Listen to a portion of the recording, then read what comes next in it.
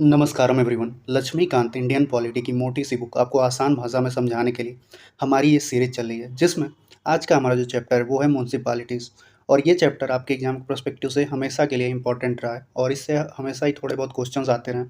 इसलिए इस चैप्टर को हम लोग आसान तरीके से 2 से 3 मिनट के इस वीडियो में समझने की कोशिश करेंगे। तो चलिए वीडियो शुरू करते हैं और जानते हैं म्यूनसिपालिटीज़ के बारे में। तो इसके बारे में पार्ट जो 9 है और आर्टिकल 243 है उसके अंदर बात किया गया।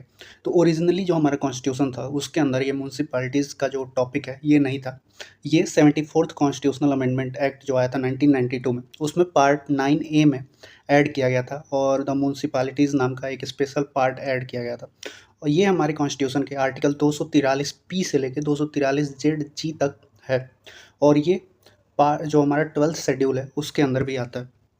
तो ये था इसके बारे में स्मॉल इंट्रोडक्शन। अब आगे के बारे में अगर इसके बात करें कि जो म्यूनसिपैलिटीज़ होता है उसका स्कोप क्या है, तो industrial township, special economic zone और NIMZ और other factors criteria by governor are excluded.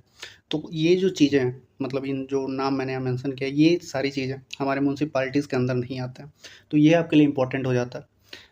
अब आगे बढ़ते हैं और यहाँ बात करते हैं कि म्यूनसिपैलिटीज़ का जो कंपोजिशन होता है उसके बारे में। तो apart from direct election, states can by law provide for representation of people having special knowledge of municipal administration. यानी एक तो डायरेक्ट इलेक्शन से कुछ लोग चुने जाते हैं, इसके अलावा वो लोग भी चुने जाते हैं जिन्हें जो स्टेट के लॉ के द्वारा ये समझा जाता है कि उन्हें म्यूनसिपल एडमिनिस्ट्रेशन के बारे में थोड़ा बहुत नॉलेज है, उन लोगों को भी इसमें ऐड कर लिया जाता है। और ये कहाँ ऐड किया जाता है, वो ऐड किया जाता है म्यूनसिपल कमेटीज़ के अंदर। इसमें MPs MLA और कुछ लोग, इसके अलावा डायरेक्ट इलेक्शन के द्वारा कुछ लोग आते हैं।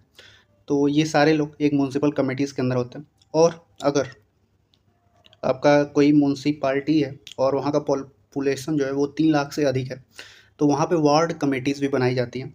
और limitation of such ward and composition of such committees shall be as provided by state law. तो ये जो भी कमेटीज़ बनती हैं, वार्ड्स बनते हैं, ये सारे स्टेट लॉ के अकॉर्डिंग ही बनते हैं। तो ये था इसके बारे में। अब अगर हम बात करें किसके डिसोल्यूशन के बारे में, यानी डिसॉल्व जो होता है उसके बारे में, तो it can be dissolve only according to the law. तो जो लॉ दिया गया है उसी के अंतर्गत ये डिसॉल्व होता है। और before dissolution reasonable opportunity of being heard, यानी अगर इन्हें डिसॉल्व कर रहे हो यानी इन्हें ख़त्म कर रहे हो म्यूनसिपैलिटीज़ को किसी जगह पे, तो उन्हें एक रीजनेबल अपॉर्चुनिटी मिलता है कि वो लोग आके अपनी बातें रखें और अपने आप को बचाने की कोशिश करें। और no law can be amended to force a dissolution of a municipalities. तो यहाँ पे भी एक इंपॉर्टेंट चीज़ दिया कि किसी भी लॉ को अमेंड नहीं किया जा सकता इसे डिसॉल्व करने के लिए। तो अब हम बात करेंगे म्यूनसिपैलिटीज़ के पावर के बारे में। तो इनके पावर जो होते हैं, तो पहला तो इनका मेन इंपॉर्टेंट काम होता है कि जो भी इकोनॉमिक डेवलपमेंट और सोशल जस्टिस के रिगार्डिंग जो भी प्लान्स बनते हैं वो यही लोग प्रिपेयर करते हैं। एक तरीके से ये थर्ड टायर जो गवर्नमेंट का होता है वो है। और यहाँ पे ये लोग ग्राउंड लेवल पे लोगों के इकोनॉमिक डेवलपमेंट और सोशल जस्टिस का काम करते हैं। इसके अलावा जो भी गवर्नमेंट्स के द्वारा स्कीम्स लाई जाती हैं इकोनॉमिक डेवलपमेंट और सोशल जस्टिस के लिए, वो यही लोग इम्प्लीमेंट करने में हेल्प करते हैं। इसके अलावा इसके अंदर टोटल 18 मैटर्स दिए गए हैं जो 12th शेड्यूल के अंदर है, उनके ऊपर भी ये लोग काम करते हैं।